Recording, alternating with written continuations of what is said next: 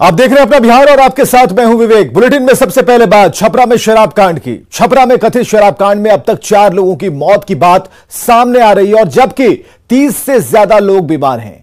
सवाल यहां यह है कि पुलिस की नाकामी नहीं तो क्या है। रिपोर्ट देखिए। ये 2 तस्वीरें बताने के लिए काफी हैं कि छपरा में पुलिस नाकाम है और लोग छक के शराब पी रहे हैं। छपरा में एक बार फिर शराब से 2 लोगों की संदिग्ध मौत हुई है और कईयों की आंख की रोशनी गायब है। दूसरे की बात तो छोड़िए, जिन्होंने शराब गटकी वो खुद कैमरे पर बोल रहे हैं। यकीन नहीं होता तो इन लोगों की बातें सुन लीजिए। आँख से लौकता जी ना, आँख से नहीं लौकत जी ना। तो आप दारू पी ले रहे का परसों। अच्छा, ये आँख से कब से दिखाई नहीं दे रहा आपको? अभी सुबह से। कल आप दारू पिए थे? धान की रोपनी कर आ रहे थे तो हल्का सा थोड़ा सा पिए थे। छपरा के कथित शराब कांड में अब तक 4 लोगों की मौत हुई है।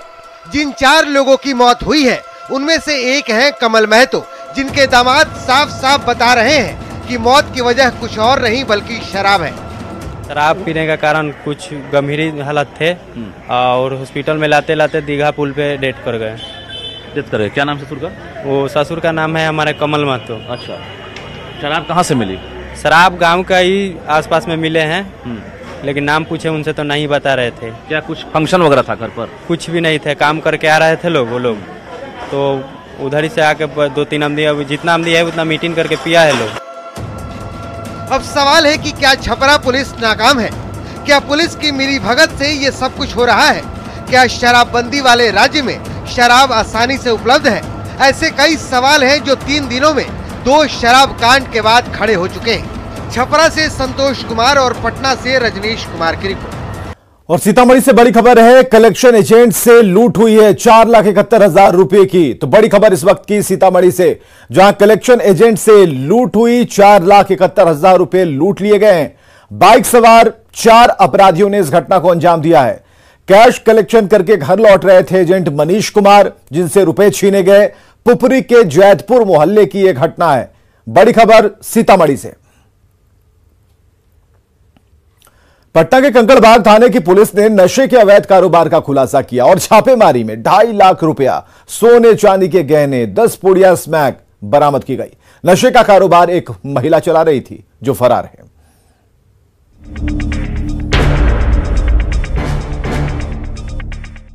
जेवर दो, स्मैक लो, पैसे से नशे का सामान खरीदने की खबर तो आपने बहुत सुनी होगी।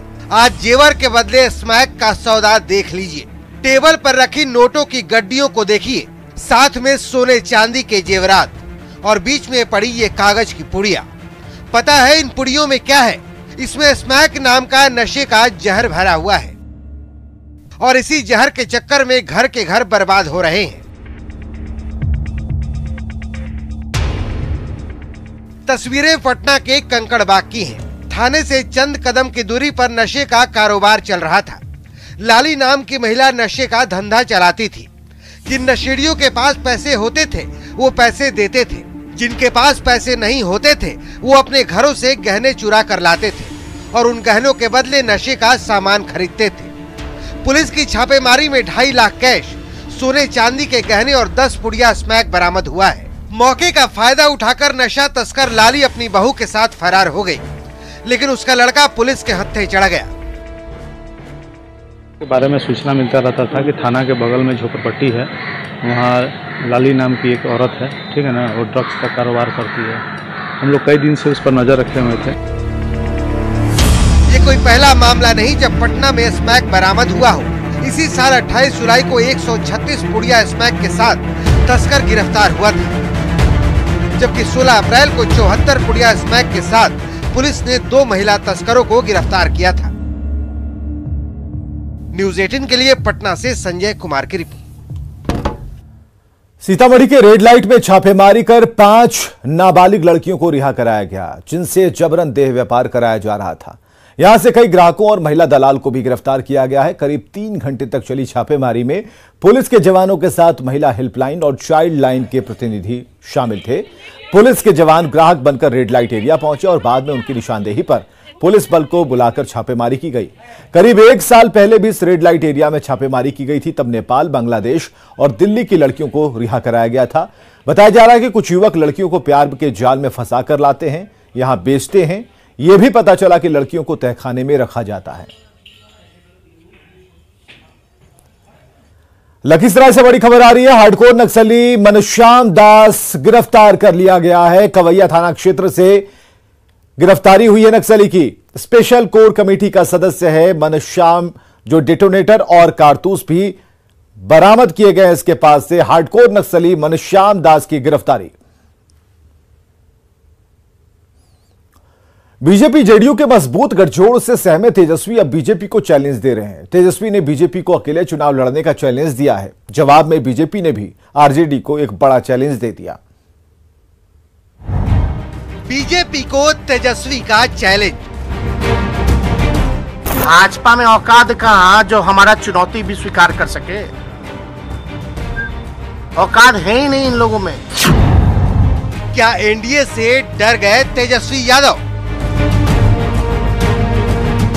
हम सब एक साथ हैं, परस्पर प्रेम है, एक ही साथ चुनाव लड़ेंगे, यह स्पष्ट होना चाहिए। 31 जुलाई को बीजेपी के सभी 7 मोर्चों के राष्ट्रीय कार्यकारिणी की बैठक के बाद बीजेपी की ओर से साफ साफ और 2 टूक शब्दों में जेडीयू के साथ खटपट की खबरों को खारिज कर दिया गया था। बीजेपी ने 2024 ही नहीं बल्कि 2025 की तस्वीर भी साफ कर दी थी। बीजेपी के इस बड़े ऐलान के बाद सहमे तेजस्वी ने अब बीजेपी को नया चैलेंज दे दिया है।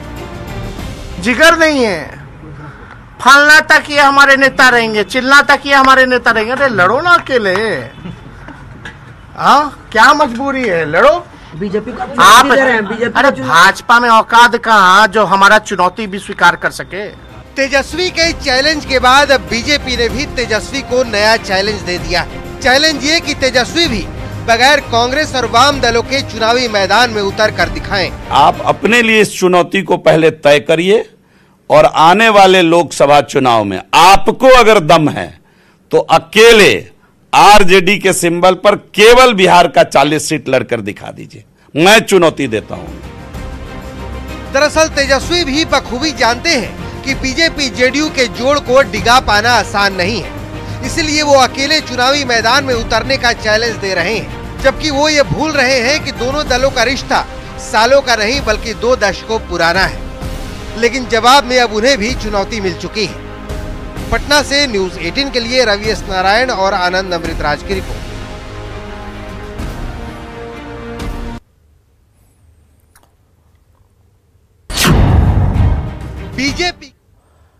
बीजेपी को अकेले लड़ने की चुनौती देने वाले तेजस्वी यादव की चुनौती पर बीजेपी नेता और उद्योग मंत्री शाहनवाज हुसैन ने करारा जवाब दिया। शाहनवाज हुसैन ने कहा कि 2019 में आरजेडी को 0 पर आउट किया था, 2024 में भी 0 पर आउट करेंगे। हमने लोकसभा के चुनाव में 0 पर आउट कर दिया था राजद को, इस बार भी 0 पर आउट कर देंगे 24 में। मधेपुरा में 2006 से लंबित होमगार्ड बहाली की प्रक्रिया अब शुरू हुई है। 17 साल बाद हो रही इस बहाली प्रक्रिया के पहले दिन एक भी अभ्यर्थी सफल नहीं हो पाए, जिसे लेकर इस पर भी प्रक्रिया पर ही सवाल खड़े हो रहे हैं।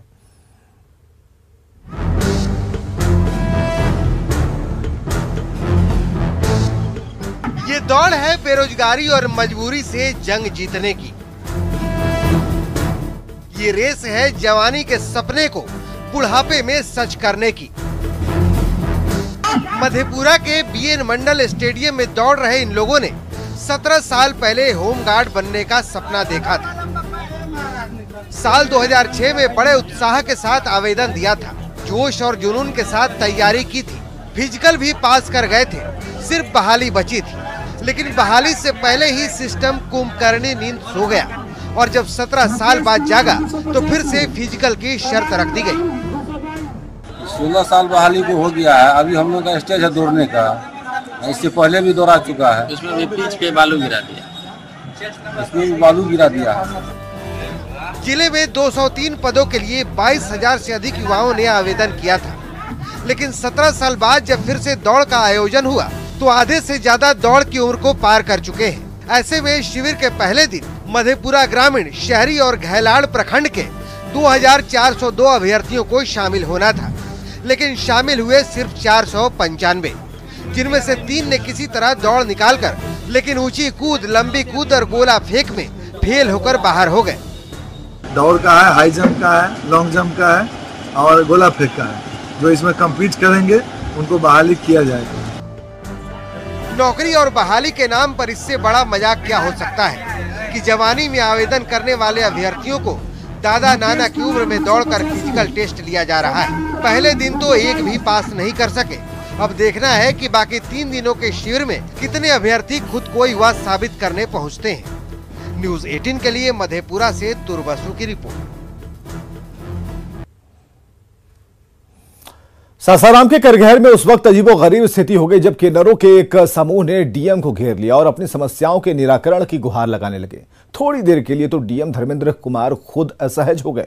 बाद में किन्नरों ने डीएम को माला पहनाकर अपनी मांगे उनके सामने रखी।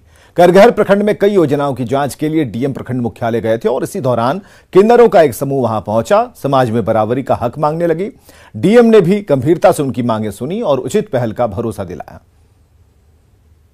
हमारे मांग है कि हमारे को हमको घर चाहिए और हमको घर चाहिए और हमको जीने का हक भी चाहिए और हमको खाने की भी चाहिए कि समाज से हमको घृणा माना जाता है। आखिर फिर भी तो हम मनुष्य हैं, फिर भी तो इंसान हैं। 3 महीने पहले पूर्णिया से फरार श्रेया सिंह अपने प्रेमी शुभम कुशवाहा के बचाव में एसपी दफ्तर पहुंची। श्रेया ने कहा कि वो बालिग हैं और अपनी मर्जी से अपने प्रेमी शुभम कुशवाहा के साथ घर से भागकर नेपाल के दुर्गा मंदिर में उन्होंने शादी रचाई। श्रेया ने अपने बड़े चाचा पर पति और ससुर के खिलाफ अपहरण का झूठा केस करने का आरोप लगाया और साथ ही प्रशासन से मदद की गुहार लगाई। 3 महीने पहले श्रेया सिंह शुभम कुशवाहा के साथ फरार हो गई थी और इस बाबत उनके परिजनों ने मरंगा थाने में शुभम कुशवाहा, उनकी मां, उनके पिता जेडीयू नेता अमरेंद्र कुशवाहा पर अपहरण की प्राथमिकी दर्ज कराई थी। के लिए आए थे, अपनी मर्जी शादी किया और हम बालिग हैं, हम नाबालिग नहीं है। वही मेरे लोग झूठ बोल रहे हैं कि हम नाबालिग हैं और फालतू का केस कर दिया, फॉल्स केस है। किस तरह का केस किया है? यही कि शुभम कुशवाहा को किडनैप करके ले गया है। ऐसा यही कि कार्रवाई की जाए। मेरे बड़े पापा लोग और उसके बेटे और मेरी बुआ के बेटे लोग धमकी देते हैं हमको कि तो मतलब फैमिली को मरवा देंगे, मेरी मम्मी को और मेरी छोटी बहन को और मतलब पापा मम्मी और शुभम को मरवा देंगे, ऐसा उन लोगों का कहना है। छपरा से बड़ी खबर आ रही है। जहरीली शराब से 7 लोगों की मौत हो गई है। नया अपडेट हम आपको बता रहे हैं। अब तक जहरीली शराब से मौत का जो आंकड़ा है 6 था, लेकिन इस वक्त की जो सबसे बड़ी खबर है, अपडेट है, वो ये है कि जहरीली शराब से 7 लोगों की मौत हो चुकी है। 3 बीमार लोगों ने दम तोड़ दिया है। इलाज के दौरान उनकी मौत हुई। 30 से ज्यादा लोगों की तबीयत खराब है। 11 लोगों की आंखों की रोशनी चली गई है। मकेर के नोनिया टोली में घर घर जाकर जांच की जा रही है। तो 3 बीमार लोगों ने दम तोड़ दिया। इस वक्त की बड़ी खबर हम आपको बता रहे हैं। कईयों की आंखों की रोशनी नहीं है, आंख खुली है लेकिन दिख कुछ भी नहीं रहा। और 30 से ज्यादा लोगों की बीमार होने की सूचना है। 11 लोगों की आंखों की रोशनी खत्म हो गई है, चली गई है। मकेर के नोनिया टोली में घर घर जाकर जांच की जा रही है कि कहीं कोई ऐसा व्यक्ति तो नहीं जो कि शराब का जिसने सेवन किया हो, बीमार हो और गिरफ्तारी के डर से घर में छुपा हो। तो बड़ी खबर इस वक्त की, 7 हो गई है संख्या मरने वालों की। पीएमसीएच में इलाज के दौरान मौत हुई है। 30 से ज्यादा लोगों की तबीयत खराब है। संतोष हमारे साथ फोन लाइन पर। संतोष, एक नया अपडेट कि 7 लोगों की अब तक मौत हो चुकी है, क्या पता चला है और पुलिस की जांच किस दिशा में है? देखिए, पुलिस की जांच लगातार इलाके में छापेमारी चल रही है। एक शराब के जो कारोबारी है उसकी गिरफ्तारी की बात सामने आ रही है, जो जिस पर आरोप है कि उसने शराब उपलब्ध कराई थी जिसको पीने के बाद मौत हुई है। लेकिन सबसे अहम बात है कि पटना पीएमसीएच में जो लोग इलाज के लिए भर्ती है उनकी हालत काफी गंभीर है, क्योंकि जहरीली शराब का सबसे बड़ा सिम्टम है कि आंखों की रोशनी चले जाना, और जैसे जैसे समय बीतता है वैसे वैसे शराब का असर भी लोगों को बढ़ता है। तो ऐसी उम्मीद की जाती है कि ये संख्या और बढ़ सकती है, क्योंकि जो बीमार है उनकी संख्या लगातार बढ़ रही है। 35 के आसपास जो बीमार लोगों के नाम अभी तक सामने आ चुके हैं। और पीएमसीएच में अभी तुरंत जो ताजा अपडेट है मिला है कि 4 की मौत हुई थी, लेकिन अब पता चला है कि 3 और लोगों की मौत हो गई, जो कि नोनिया टोली के ही रहने वाले थे, जिनके नाम भी हमारे पास सामने आ चुके हैं। राजनाथ महतो, धनीलाल महतो और सकलदीप महतो, ये 3 लोग बीमार थे जो पटना भेजे गए थे, उनकी भी अब मौत हो गई है। तो ये जो आंकड़ा है लगातार बढ़ रहा है और जो बीमार है उनकी जान बचाने की कोशिशों में डॉक्टर लगे हुए हैं, लेकिन जो शराब है उसका असर इतना ज्यादा है कि डॉक्टरों को भी काफी दिक्कतों का सामना करना पड़ रहा है। कई लोगों से बातचीत हुई जिसमें आंखों की रोशनी खत्म हो गई, तो अभी क्या है, उनकी जो संख्या है वो 11 है और बाकी लोग अभी ठीक हैं, जिनकी मॉनिटरिंग खुद डॉक्टर ने कहा कि हम मॉनिटर कर रहे हैं, उनकी स्थिति में कहीं कोई दिक्कत नहीं है। तो क्या जो ये 3 लोग थे, इन्होंने शराब का कितना सेवन किया था, डॉक्टर्स क्या कह पा रहे हैं इनकी मौत के बाद? देखिए, जो हल्के बीमार थे उन्हें छपरा भेजा गया था, जो गंभीर रूप से बीमार थे उन्हें पटना भेजा गया था। पटना में 11 ऐसे लोग थे जिन्हें भेजा गया था, जिसमें से अब 3 लोगों की और लोगों की मौत की बात सामने आई है। बाकी भी जो लोग बीमार वहां पे हैं, चूंकि जैसा कि मैं बता दूं कि जहरीली शराब कांड का जो जहरीली शराब के सेवन से जो सिम्टम्स है वो काफी देर से उभर के आते हैं, जैसे कि डॉक्टर ने भी कहा है, जिस तरह के असर नजर आते हैं। तो धीरे धीरे मरीजों की तबीयत बिगड़नी शुरू हो रही है और इस क्रम में मौत हो रही है। तो ऐसी उम्मीद जाहिर की जा रही है कि आंकड़े और बढ़ सकते हैं। हालांकि डॉक्टरों की टीम लगातार लगी हुई है, सरकार भी इस मामले को लेकर काफी गंभीर है। किन इलाकों में छापेमारी चल रही है संतोष? पुलिस किस इलाके में छापेमारी कर रही है? क्या उस गांव के इर्द गिर्द और भी जो गांव है वहां पर छापेमारी हो रही है, या फिर किन इलाकों को चिन्हित कर पुलिस ने छापेमारी शुरू की है? देखिए, मकेर और भेल्दी इलाके में भी फिलहाल छापेमारी चल रही, चूंकि जो मृतक है वो उसी इलाके के हैं, जो बीमार लोग उसी इलाके से आते हैं। और गांव के बगल में ही एक व्यक्ति है, विश्वकर्मा समथिंग कुछ नाम उनका बताया गया है, उसकी गिरफ्तारी हुई है और उसको गिरफ्तार करके फिलहाल उससे पूछताछ की जा रही है कि किन लोगों को और उसने शराब कहाँ छुपा कर रखा है, या शराब लाया तो कहाँ से लाया।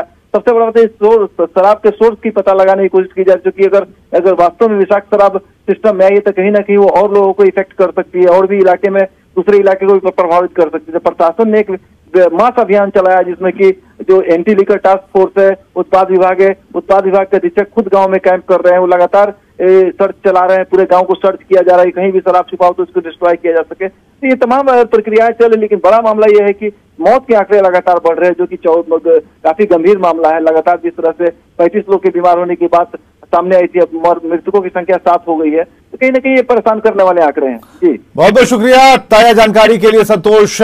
अभी तक 7 लोगों की मौत हो गई है और डॉक्टर ये कह रहे हैं कि शराब तो उन्होंने पी है, लेकिन जो इसके लक्षण हैं, गंभीर लक्षण है, काफी देर से उभर कर सामने आते हैं। ऐसे में अब जो संख्या है वो बढ़ती जा रही है और सबसे पहले जो आंखों की रोशनी जाने का जो सवाल है, आंखों की रोशनी चली जाती है, उसके बाद स्थिति बिगड़ने लगती है और ऐसे में 7 लोगों की अब तक मौत हो गई है। 11 लोगों को कुछ दिखाई नहीं दे रहा और 30 ऐसे लोग हैं जिनकी तबीयत खराब है।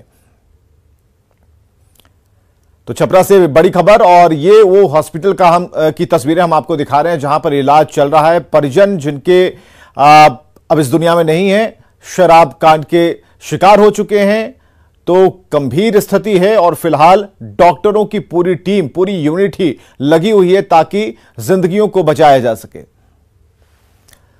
जम्मू कश्मीर से बड़ी खबर आ रही है। पुलवामा में बिहार के मजदूर की हत्या कर दी गई है। मृतक का नाम मोहम्मद मुमताज, ग्रेनेड हमले में मुमताज की मौत हुई है। हमले में मोहम्मद मजबूल नाम का जो व्यक्ति है वो घायल हुआ है। एक बड़ी खबर हम आपको बता रहे हैं जम्मू कश्मीर से, जहां पुलवामा में बिहार के मजदूर की हत्या कर दी गई है। मृतक का नाम मोहम्मद मुमताज बताया जा रहा है और यह बताया जा रहा है कि ग्रेनेड से हमला किया गया जिसमें मुमताज की मौत हुई और हमले में 2 लोग घायल हुए हैं। मोहम्मद मजबूल नाम का व्यक्ति जो है घायल हुआ है, बिहार के रहने वाले हैं मोहम्मद मुमताज, जिनकी मौत हुई है और बताया जा रहा है कि ग्रेनेड से हमला हुआ था और उसकी चपेट में आने से उनकी जान चली गई। आगे देखिए जोहार झारखंड।